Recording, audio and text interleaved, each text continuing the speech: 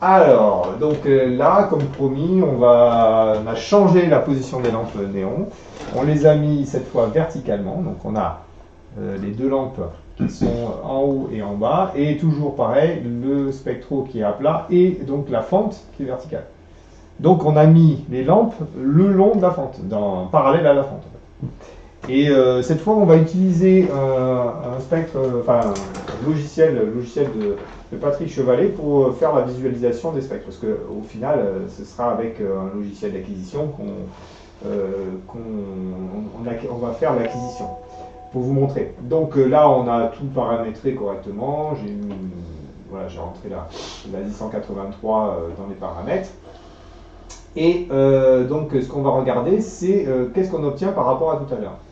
Donc, de loin, on ne voit pas trop de différence. On a toujours notre ray ici du néon 5852 angstrom et celle-là 7000 angstrom. Par contre, quand on zoome, on a une petite nouveauté.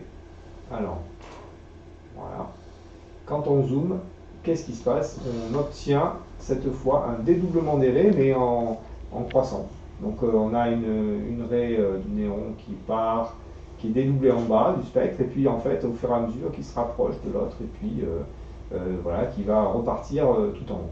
Et on constate que c'est pas totalement symétrique. Alors ça, c'est un peu lié au fait que le boîtier UVS4 ne peut pas être parfait, l'impression 3D n'est pas totalement parfait, et il suffit qu'il y ait un petit décalage d'un dixième de millimètre, et ça suffit à être pas totalement centré sur l'axe optique. Donc il faut faire avec, et c'est pas bien grave. L'important c'est que le spectre de l'étoile, il faudra donc qu'il soit absolument dans la zone où les deux raies, ici les deux contributions de la lampe en haut et la lampe en bas, soient confondues. Et c'est là où on aura le degré de netteté le plus important.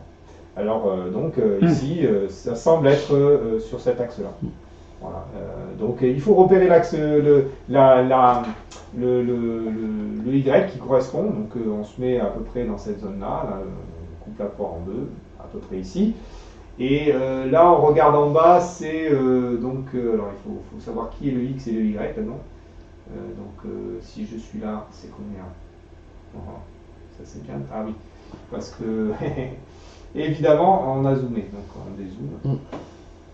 Donc en bas, normalement, je dois être à 0, voilà. Si je monte ici, c'est le Y. Donc le Y, ça semble être la deuxième, c'est logique, hein, X, Y.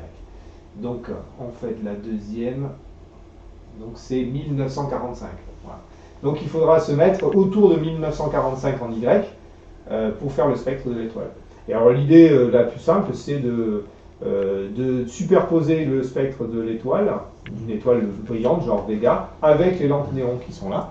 Donc vous avez deux lampes néon et en même temps vous visez Vega. Et puis vous allez avoir donc le spectre du néon qui va se superposer avec le spectre de l'étoile. Et après vous baladez le Vega de façon à mettre l'étoile Vega exactement à cet endroit-là. Et à ce moment-là, c'est bon. Il faudra garder cette consigne-là, donc utiliser un logiciel qui permet de faire l'auto-guidage sur consigne et garder 1480, on a dit combien? 450 je crois. 400 ou 1900, ouais non 1400 comme consigne de Y. Voilà, donc la prochaine fois on va faire ça, justement mettre une étoile en même temps que les lampes néon, et ça va vous permettre de bien faire un spectre propre. À la prochaine fois.